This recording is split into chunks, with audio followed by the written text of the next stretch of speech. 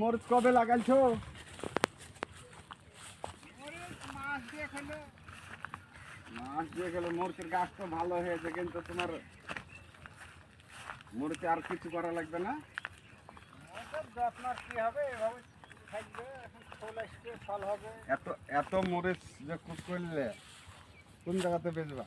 বাইপাসে? সরকারি বাইপাস।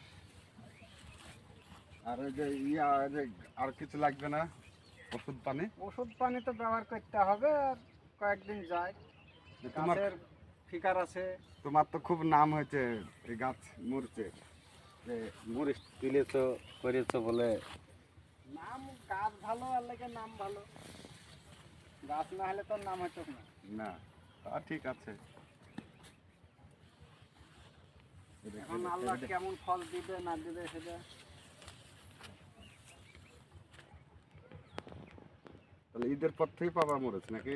ঈদের পরে কয়েকদিন, কিছুদিন পরে পাবে। এবার মরিচের দাম কেমন দিচ্ছে? এখন তো 80 টাকা 90 টাকা 80 টাকা 90 টাকা কেজি। কেজি। তাহলে মন কত আসছে? খুচরা 80-90 যাচ্ছে, মূল কথা আর ওই 1200-1400 মন? যাক ভালো। তাহলে আর আর কি লাগাইছো? পেয়ারা? হ্যাঁ, যে পেয়ারা বাগান। ওই বাগান পেয়ারার না? এটা কাঠুয়া ডাঁঠা। ডাঁঠা লাগাইছো? ও যাক, মাশাআল্লাহ। এই যে আমার মেহমান আসছে, মেহমান আসছে, কত সুন্দর কালার রুটি, মাম পানি, কত সুন্দর করে পেটে ভুড়ি লাড়ছে আর চলে আসছে ক্লিয়ার করে। মরিচ দেখাবো, মরিচ খাওয়াবো।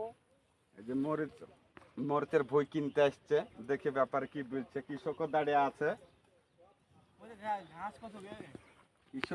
কৃষকও দাঁড়িয়ে আছে, ব্যাপারীও আসছে।